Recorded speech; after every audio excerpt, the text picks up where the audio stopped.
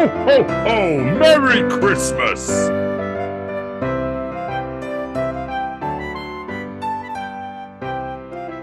Well, hello and welcome to today's episode of Need I Say Myrrh, the Christmas podcast. And today I am delighted to welcome as our special festive guest, Helen Bryant. Hello, Helen. Good to have you with us. Hello. Thank you it's lovely to be with Are you you. feeling in a festive mood? It's not even Advent yet, so I'm struggling. It's not, yes. But I will become festive. But by the time this episode goes out, you'll be in a festive mood. Yeah, so we're recording in the middle of November. Can you quickly introduce yourself, who you are, where you are, what you do? Yeah, absolutely. I'm Helen Bryant, and I am a secondary school chaplain for Harris Church of England Academy in Rugby. And how long have you been there? So this is my third academic year here at Harris, and we're slowly but surely carrying on and doing great things, I think, with a really great school, and we call ourselves the Harris family. So this is for them, really. And what's it like being in a school in the run up to Christmas as a staff member? What's that like? So some of it is carrying teachers towards the end of term, and particularly this year is going to be really tough because term doesn't finish until the 22nd of December. Yeah, it's very late, yeah. So it's really late, but as a general rule, sort of excitement and mania tends to overpower the tiredness. And we have our Christmas service on the last day of term, so it's a really lovely way to end the term, and then straight into church duties after that, because I'm an ordinand with the Coventry Diocese as well, so it'll be a busy time. Yeah, you've got a lot going on in the next few months, but it's an exciting time of year as well. But let's get into the questions that I'm asking all of the guests who appear on this podcast. The first question, Helen, what is your favourite festive food? So I actually haven't written an answer for this, even though I did tell you that I'd written all my answers, because my husband makes the most amazing mince pies. So he makes his mincemeat in October half term, and it sits in it and it festers, and he feeds it with brandy and various other alcoholic things until such time as the mince pies need to start being made. The problem is I'm gluten-free, so I can't eat his mince pies, although the mincemeat is gluten-free, and his pastry is amazing because it reminds me of my nan's pastry, and she was an absolutely amazing cook. So she used to make like proper pastry with lard, all of those bad things that you probably shouldn't have. So he's trying to perfect a gluten-free mince pie, and we're just not quite there. So I want to say mince pies, but I can't.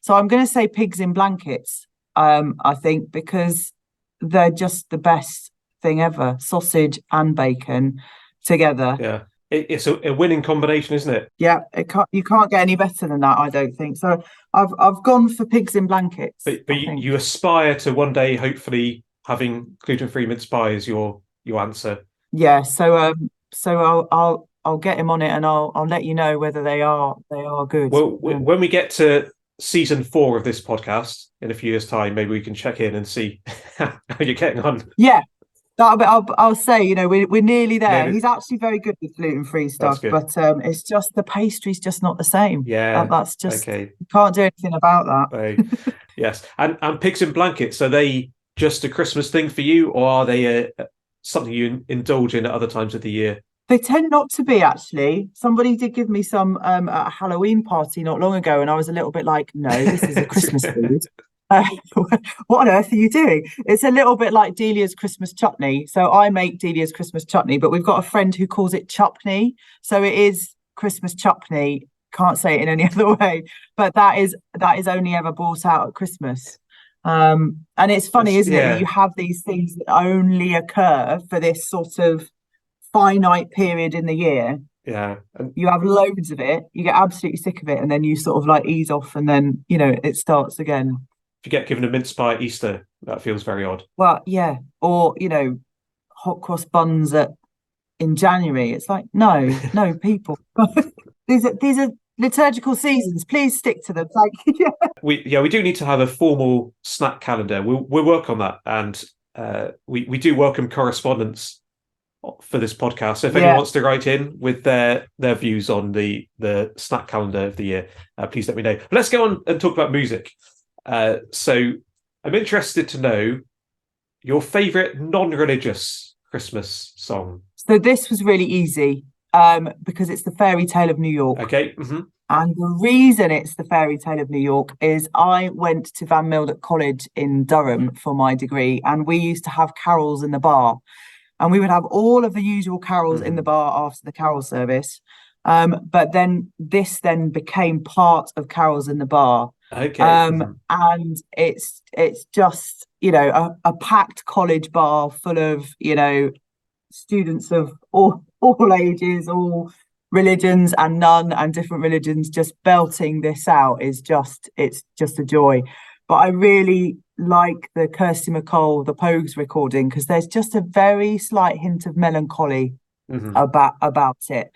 And I think as you get older, you realise that maybe Christmas is really difficult for lots of people, brings back lots of memories that maybe aren't necessarily positive. And I think the sorrow in this story definitely is there, but it's just an absolute banger. It just, whenever it's on in the radio, on the radio in the car, or just turn it up, because it's just, there's such joy in it, but also there's that other side. So it's definitely so quite a mix of things. It brings back those student memories and also that joy, but also does reflect that Christmas can be hard, and that's an important part of remembering Christmas, isn't it? And I'm delighted to discover that you went to Durham, because I did as well. But I didn't go to Van Mildert. Oh, well, we get everywhere, the Durham we Massacre, do, yes. Actually. Yes. You can't go too far without encountering someone from Durham. That's good. Yeah. Let's talk about decorations. And I'd like to know your least favourite Christmas decoration. So I hate lametta. And for anyone who doesn't know what lametta is, I'm going to tell you. It's the sort of completely false, it's not even tinsel, I can't even describe it, but it is tinsel, but it's like really long strands of sort of silvery gold coloured artificial plastic stuff that just hangs on a tree and doesn't do anything, and it kills hoovers. So it just doesn't do anything. It just gets put on a tree and it's there, and I think it's supposed to reflect the light, but it's just a mess. Okay. So I can't. I feel quite strongly about it. I can tell. Yes, I don't want to probe too deeply. I don't know what I'll uncover, but it's So it's like tinsel but worse. Is that? Yeah, like tinsel but worse, because a tinsel has its place. Okay. So we have 2 trees in my house. This gives you an idea of what kind of person I am. We have 2 trees in our house. The one downstairs is the one that has the matching things and not the coloured lights. And that's sort of my tree. And I have overall ownership of what goes on the tree. And then there's another tree upstairs that is a loud lametta, and all the other bonkers Christmas decorations that don't go with anything. So that's like the kids' tree, really. But no lametta is allowed near the small tree. So I reckon it was around in the 1980s, and it's making a bit of a sort of comeback. So we need to be on guard against the comeback. Yes. Thanks for that warning. Be mindful of lametta, and if you are, just watch it around your hoovers, because it's an important factor of remembering the hoovers. Do you get to take part in the decoration of the school Christmas tree if you have one? Do you know what? I tend not to get involved in that. Although I do have opinions. The people listening are going to think she's an absolute control freak. What do you mean you've got 2 trees and one of them has to be like a John Lewis advert? So I don't get involved in the tree, actually, but last year we did something a little bit different. And in Rugby they have a Christmas tree sort of competition in the main church in the town, so in St Andrews. So if any of you are listening and you're like, oh, that's interesting, there's a Christmas tree competition, and lots of different people do different types of Christmas tree, and they have a particular theme. And last year we actually created a Harris Christmas tree, which was really lovely, and we asked or I asked the school what they thought our motto was, or our vision. So the Bible quote that goes with the school is, "While we have time, let us do good to all." Mm. And I asked them what they thought that meant, and then we put them on gold stars and put them on the Oh, tree. And that was a really lovely way to mhm. sort of, present a tree. So yeah, that was just something different. But usually it's decorated by the senior prefects, and I tend not to get involved. But Okay. you'll be pleased to know they don't know what Lemetta is, so there isn't any Okay. of it. So you're safe for now. That's good. So I'm safe and it's okay. Okay. Okay. Let's come to the last question. Think about the nativity story and the heart of Christmas for us as Christians. And I'd love to know, who is your favorite person in the nativity account, not including Jesus?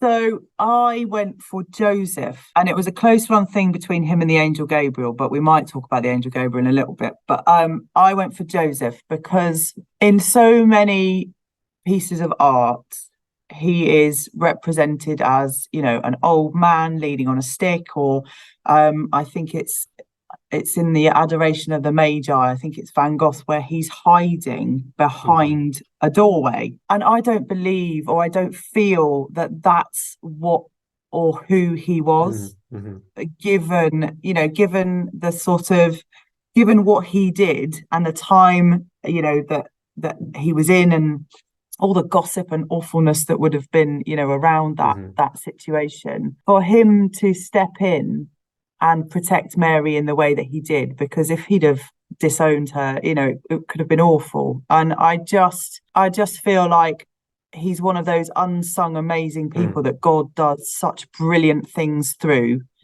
no want of recognition. There's no shiny stuff that goes with him. He's just absolutely solid and there.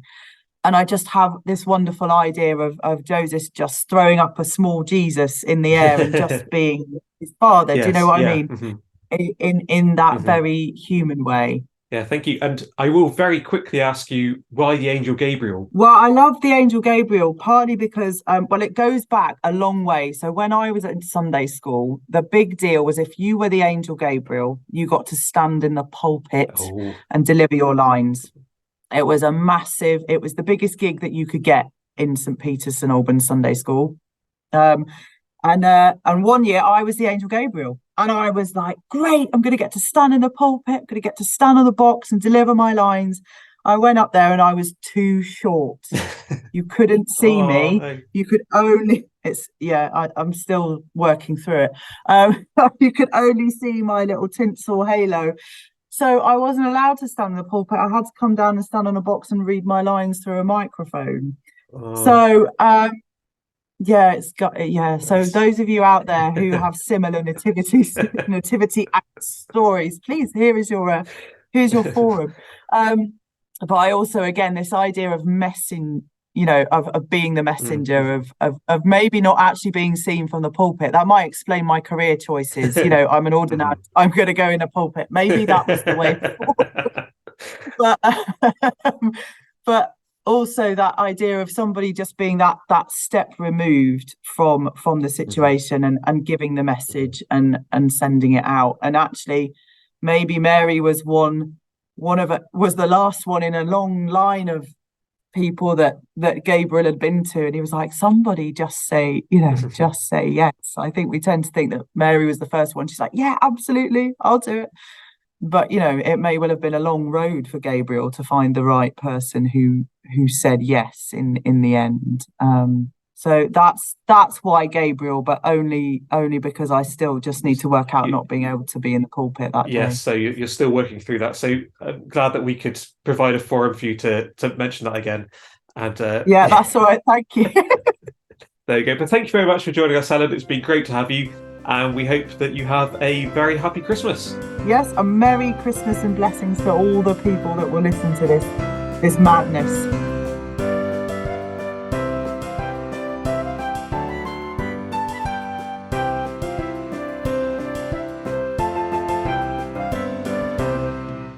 Ho, ho, ho! Merry Christmas!